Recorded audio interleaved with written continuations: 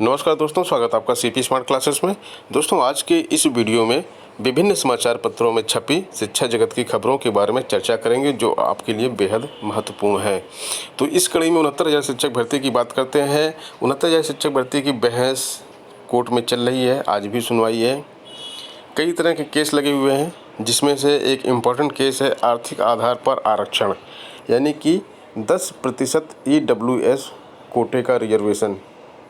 विज्ञापन के समय ऐसा नहीं था, क्योंकि यह विज्ञापन जब निकाला गया था 2018 में, तब इस प्रकार का कोई कोटा नहीं होता था। लेकिन छात्र कहते हैं कि जब वो विज्ञापन निकाला गया था तो वो शिक्षक पात्रता परीक्षा थी, सुपर टेट जो होती है उसको ये मतलब शिक्षक बनने की योग्यता परीक्षा मानते हैं। और जब ये दूसरा विज्ञापन अभी निकाला गया है शिक्षक भर्ती के लिए, तो उसको ये मानते हैं कि इस डेट से होना चाहिए। तो इसमें जो है पिछड़े वर्ग के आर्थिक रूप से पिछड़े वर्ग के छात्रों को 10% आरक्षण का लाभ मिलेगा। 28 मई को भी इसमें सुनवाई होगी। अभी शिवम कुमार पांडे व अन्य ने याचिका दाखिल की है। याचिका पर न्यायमूर्ति प्रकाश पंड्या की पीठ सुनवाई करेगी। याचिकाकर्ता के अधिवक्ता सीमांत सिंह ने बताया कि आर्थिक आधार पर आरक्षण दिए जाने का आदेश 2019 का है। याचिका में भर्ती की गाइडलाइन और इस संबंध में जारी शासनादेश को चुनौती दी गई है। दोस्तों, आवेदन भरने की आज अंतिम तिथि है। रात में 12 बजे के बाद आवेदन आप नहीं भर सकते हैं। लेकिन अभी तक जो है टोटल आवेदन आए हैं वो 36,08,000 आए हैं। 1,36,08,000 आए हैं आवेदन। तो 1,36,0800 जो आवेदन आए हैं, तो अभी भी करीब 9,200 आवेदन आने हैं। और मैंने कल भी आपको बताया था कि कम से कम 10,000 के आसपास छात्र जो है आवेदन नहीं करेंगे। बहुत कम आवेदन आने की उम्मीद है। ज़्यादा से ज़्यादा 500-600 आवेदन और आ सकते हैं, इसके बाद आवेदन नहीं आएंगे। तो आप ये मान के चलिए 1,38,000 के आसपास आवेदन पूरे आएंगे, इससे ज़्यादा आवेदन नहीं आएंगे। और 8,000 कम से कम आवेदन नहीं आने हैं। सफल अभ्यर्थियों ने परिषद कार्यालय में फिर किया प्रदर्शन। परिषद कार्यालय में छात्र प्रदर्शन कर रहे हैं, और इसलिए कर रहे हैं क्योंकि वो कह रहे हैं कि संशोधन का मौका मिलना चाहिए। मानवीय त्रुटि होती है, नंबर चेंज हो जाते हैं, तो लेकिन संशोधन का कोई भी अवसर नहीं दिया जा रहा। देखिए, सोशल डिस्टेंसिंग मेंटेन करते हुए प्रदर्शन कर रहे हैं छात्र। अगली खबर RO-ARO के डॉक्यूमेंट वेरिफिकेशन की है। 39 अभ्यर्थियों को बुलाया गया था, जिसमें से केवल 36 अभ्यर्थी आए और 3 अभ्यर्थी इसमें नहीं आए। डॉक्यूमेंट वेरिफिकेशन अटेंड नहीं किया 3 अभ्यर्थियों ने। BTC को वरीयता देने की मांग की है छात्रों ने, और मुख्यमंत्री के नाम पत्र भेजकर परिषदीय विद्यालयों के शिक्षक भर्ती में BTC DLED वालों को वरीयता देने की मांग की है। TET उत्तीर्ण छात्रों ने PM से गुहार लगाई है। ये कौन सी TET है? मुअल्लिम रहबर उर्दू एसोसिएशन ने प्रधानमंत्री एवं राष्ट्रपति को पत्र भेजकर उर्दू शिक्षकों की नियुक्ति की मांग की है। ज्ञापन देने वालों का कहना है कि कोर्ट के निर्णय के बाद भी उर्दू शिक्षकों को नियुक्ति नहीं दी गई। 12,460 सहायक अध्यापकों की भर्ती कर दी गई, जबकि उसी आदेश पे 4,000 उर्दू सहायक अध्यापकों की नियुक्ति नहीं हो सकी। ज्ञापन देने वालों में कनीज अफरोज, कमरुल हसन, नाजिस इत्यादि लोग शामिल थे। SSC जून में कोई परीक्षा नहीं करा पाएगा, और ये परीक्षाएं स्थगित कर दी गई हैं, जिसमें CHSL की है परीक्षा, Tier 1 की है, JEE 2019 पेपर 1 है, स्टेनो CNDA है। ये सारी परीक्षाएं अब स्थगित कर दी जा रही हैं। जून में SSC कोई परीक्षा नहीं करवा पाएगी।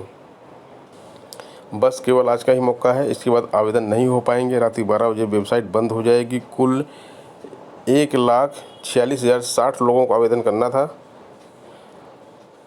आवेदन की कुल संख्या बेसिक शिक्षा परिषद शुक्रवार को ही जारी कर सकेगा। लिखित परीक्षा में सफल होने वाले ऐसे भी कई अभ्यर्थी हैं जिनका चयन 68,500 शिक्षक भर्ती में हो चुका है। उन्हें चयन की काउंसलिंग में शामिल होने से पहले NOC लेना होगा। परिषद शुक्रवार से ऑनलाइन आवेदनों की जांच शुरू करेगा और 31 मई को जिला आवंटन सूची जारी होने की उम्मीद है। 31 मई को आपकी जिला आवंटन की सूची मेरिट के हिसाब से जारी कर दी जाएगी।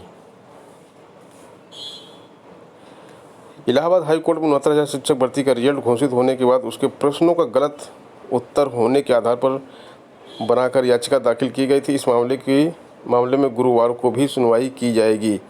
आज भी इसके बारे में सुनवाई होगी। और आरक्षण देने के मामले की सुनवाई तो आपको बता ही दिया मैंने कि इसकी सुनवाई जो है EWS कोटे का आरक्षण जो है 10% मांगा जा रहा है। देखिए यहाँ पर भी लिखा हुआ है कि BTC व DLED प्रशिक्षुओं ने मांगी चयन में वरीयता। तो इन्होंने मुख्यमंत्री से मांग की है कि हमने 2 साल का प्रशिक्षण किया है और हमें इसमें वरीयता देनी चाहिए इस भर्ती में। जो छात्र जहाँ पर हैं वहीं से परीक्षा देंगे। और ये जो CBSE की परीक्षाएं हो रही हैं, तो लॉकडाउन में यदि कोई छात्र स्कूल से दूर कहीं किसी दूसरे ज़िले में फंसा है तो वो वहीं पर बची हुई परीक्षाएं दे सकेगा, बशर्ते वह पहले अपने स्कूलों को जानकारी दे दे। इसके बाद वह पास के केंद्र पर परीक्षा दे पाएगा। मानव संसाधन विकास मंत्री रमेश पोखरियाल निशंक ने बुधवार को इसका ऐलान किया। ऐसे छात्रों की संख्या सामने आ जाने के बाद CBSE इसे लेकर 1 जून को एक अधिसूचना भी जारी करेगा। निशंक ने बताया कि लॉकडाउन का ऐलान होने के बाद छात्रावासों या फिर दूसरे शहरों में रहकर पढ़ाई करने वाले बड़ी संख्या में छात्र अपने गृह जनपदों में वापस लौट गए हैं, इसलिए यह व्यवस्था की गई है। इसमें नवोदय और केंद्रीय विद्यालयों की भी बड़ी संख्या में बच्चे हैं। फॉर्म भरने में चूक, अब मौका जाने का डर है। 69,000 शिक्षक भर्ती में जिसने भी फॉर्म भरने में चूक की उसकी नौकरी अब जाने का डर हो गया है। केस नंबर 1 देखिए यहाँ पे, जिससे कि सुल्तानपुर की निशा परवीन दिव्यांग है, लेकिन दिसंबर 2018 में लिखित परीक्षा में फॉर्म भरते समय दिव्यांग का कॉलम भरना ही छूट गया था, इसलिए उसमें कोई संशोधन का मौका मिल नहीं रहा, इसलिए उनको दिक्कत होगी। केस नंबर 2 देखिए, शिक्षा मित्र रवीना भी अपने फॉर्म में शिक्षा मित्र कॉलम भरना भूल गई थी, जबकि शिक्षा मित्र में जो भारांक मिलता है 25 नंबर पर, इससे इनका चयन हो जाता है, लेकिन अब इन्होंने वो कॉलम भरना भूल गई थी, तो इनको अब नौकरी नहीं मिल पाएगी, क्योंकि किसी भी तरह की कोई भी संशोधन नहीं किया जा रहा है। देखिए यहाँ पर भी लिखा हुआ है, BTC को प्राथमिकता देने को CM से लगाई गुहार। और इसके बाद इसमें ये लिखा हुआ है कि जो छोटी मोटी चूक जो छात्रों से हुई है उसको छात्र मान रहे हैं कि मानवीय चूक है और इसको चेंज किया जाए, लेकिन साफ साफ बोल दिया गया है कि जो भी चीज़ मेरिट को अफेक्ट करेगी उसमें किसी भी परिवार का परिवर्तन नहीं किया जाएगा। ये कैटेगरी है और इस मेरिट को प्रभावित कर रही है, एक प्रकार का कोटा है। और शिक्षा मित्र जो है वो भी एक प्रकार का भारांक उसे मिल रहा है जिसमें मेरिट प्रभावित हो रही है, इसलिए यहाँ पे चेंज करने का कोई मौका अब नहीं मिलेगा। बोर्ड परीक्षा का परिणाम तैयार होने लगा और CBSE ICSE बोर्ड से भी आगे निकला UP बोर्ड। CBSE और ICSE बोर्ड से आगे UP बोर्ड निकल गया है। ये दोनों बोर्ड अभी अपनी परीक्षाएं भी पूरी नहीं करा सके, जबकि UP बोर्ड रिजल्ट देने की तैयारी कर रहा है। CBSE और ICSE की 10वीं 12वीं की बचे विषयों की परीक्षा 1 से 5 जुलाई के बीच होगी। उससे पहले UP बोर्ड का रिजल्ट जारी होने की उम्मीद है। मूल्यांकन पूरा होने के 1 महीने में परिणाम घोषित हो जाता है। इस लिहाज से जून अंत तक रिजल्ट आने की पूरी संभावना है। ऐसा इसलिए भी है क्योंकि सचिव नीना श्रीवास्तव को मिला 30 महीने का सेवा विस्तार भी 30 जून को समाप्त हो रहा है। तो ऐसा कैस लगाया जा रहा है कि रिजल्ट जारी कर दिया जाएगा इस बीच में।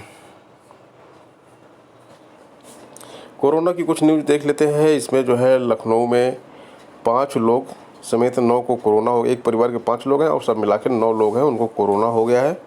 और जो कुल मामले लखनऊ में अभी तक आए हैं 268 आए हैं, जिसमें से 2 लोगों की मृत्यु हो चुकी है और 211 स्वस्थ हो चुके हैं। 55 लोगों का भी ट्रीटमेंट चल रहा है। तो ये लखनऊ में कोरोना का हाल है। और लखनऊ में जो कोरोना का जो हॉटस्पॉट नया आया है वो है दरोगा खेड़ा। सरोजनी नगर का दरोगा खेड़ा एक नया हॉटस्पॉट बन गया है। अभी 6 हॉटस्पॉट इसमें लखनऊ में हैं पूरे। तो दोस्तों ये थी आज की प्रमुख खबरें जो आपके लिए इम्पोर्टेंट थीं। मिलते हैं नेक्स्ट वीडियो में नई अपडेट के साथ। धन्यवाद।